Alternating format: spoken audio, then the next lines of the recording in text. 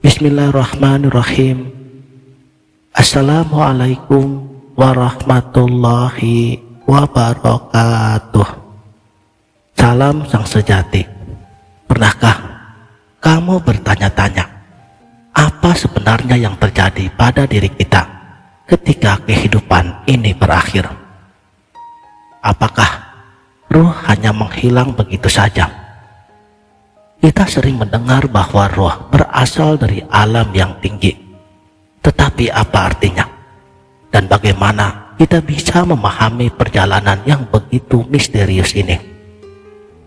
Mari kita selami sebuah perjalanan spiritual yang tak terduga tentang asal mula roh, alam-alam yang kita lalui, dan mengapa kita selalu berusaha kembali ke tempat asal kita yang sejati. Roh dan alam samawi. Titik awal segala sesuatu, segalanya dimulai di alam tertinggi yang dikenal sebagai alam samawi, atau sering disebut juga dengan alam rasa. Di sana roh berada dalam keadaan kesatuan sempurna, murni tanpa batasan. Tidak ada dualitas, tidak ada konflik, yang ada hanya keutuhan. Namun ada satu momen yang mengubah segalanya. Alam ini jatuh ke dalam realitas yang lebih rendah. Dan saat itu terjadi, kesatuan terpecah, membentuk alam-alam yang berbeda. Dan disinilah perjalanan roh manusia dimulai. Bayangkan, roh seperti tetesan air yang berasal dari samudra yang tak berujung. Pada saat ia menyentuh bumi, ia terpisah dari sang sumbernya, terikat oleh gravitasi jasad dan kehidupan duniawi. Tetapi apa tujuan dari perpisahan ini? Apakah kita sekedar jatuh, atau ada sebuah misi besar yang harus diselesaikan sebelum kita kembali? Pada saat roh terjatuh ke alam yang lebih rendah, kita mengenalnya sebagai alam perasaan. Disinilah semua itu dimulai. Rasa sakit, cinta, kebingungan, dan bahkan dengan kebahagiaan yang kita alami di kehidupan ini. Roh yang dulunya bebas, ini terperangkap dalam ikatan tubuh, perasaan, dan emosi. Tapi jangan salah paham, alam perasaan ini bukanlah hukuman. Ini adalah tahap di mana ruh kita belajar, berkembang, dan mencari jalan kembali ke tempat asalnya yang semula.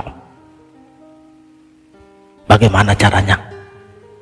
Yaitu melalui berbagai macam proses yang dikenal sebagai makrifat, pengenalan diri yang mendalam, mengenal Tuhan, dan memahami asal-usul kita yang sejati.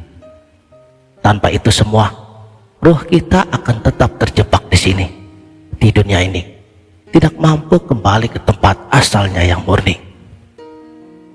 Inilah mengapa ada orang yang telah meninggal tetapi ia jatuh di dalam alam kegelapan sampai menunggu keputusan akhirnya.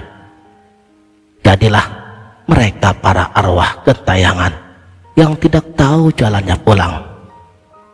Namun apa yang terjadi dengan roh setelah sang diri terjatuh ke dalam alam kegelapan tersebut? Sama seperti sekarang ini, roh tetap abadi. Ia tidak mengenal yang namanya sakit, resah, dan macam-macam perasaan lainnya. Kunci rahasia dari kehidupan roh sekarang, kita masuk ke salah satu elemen paling menarik dalam perjalanan ini: gerak dan diam. Roh itu, walaupun ia terjebak di dalam tubuh, adalah sumber dari semua gerakan. Saat kita bergerak, itu bukan hanya tubuh yang bergerak. Itu adalah ruh kita yang memberi isyarat kepada jasad untuk bergerak. Dalam setiap hembusan nafas, setiap langkah, ruh kita yang menggerakkannya. Tapi apakah kamu tahu bahwa gerakan ruh itu bukanlah sekedar gerakan fisik? Ruh memiliki gerakan yang abadi. Ia terus bergerak bahkan ketika tubuh kita itu diam. Ini adalah salah satu alasan mengapa para ulama mengatakan bahwa roh bersifat kekal. Gerakannya tidak pernah berhenti, dan selama roh itu ada di dalam tubuh, jasad kita pun hidup.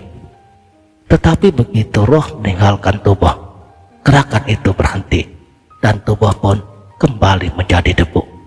Bila dilihat dari tinjauan dari berbagai sudut pandang yang berbeda, kebanyakan dari kita mungkin membayangkan bahwa roh sebagai sesuatu yang abstrak, tidak terlihat, dan sulit untuk dipahami.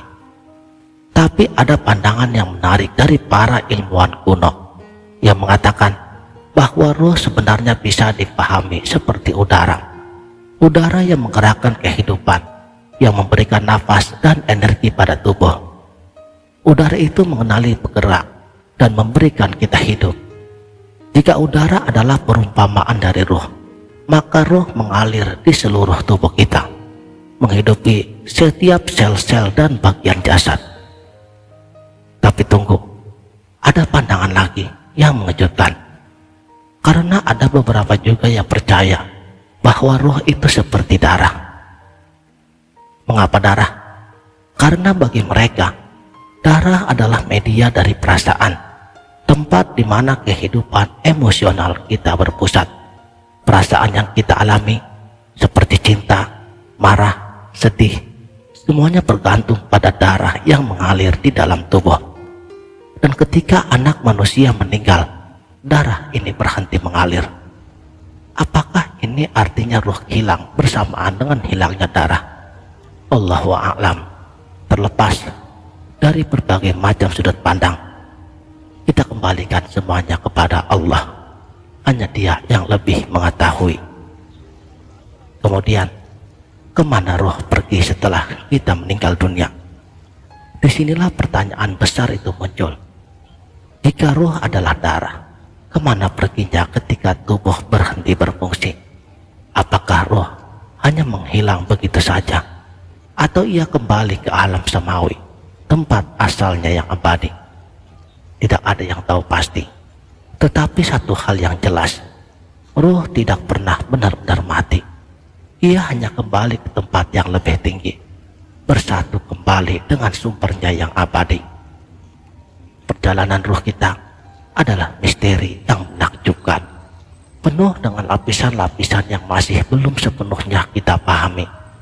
Namun dengan memahami alam-alam yang dilalui roh, setidaknya kita bisa lebih mengerti tentang siapa diri kita sendiri dan tujuan kita di dunia ini. Tetaplah bergerak, karena seperti roh yang kekal, kita pun sedang dalam perjalanan kembali ke tempat asal kita yang sesungguhnya. Demikianlah. Terima kasih telah menonton. Wallahu a'lamu bishawab.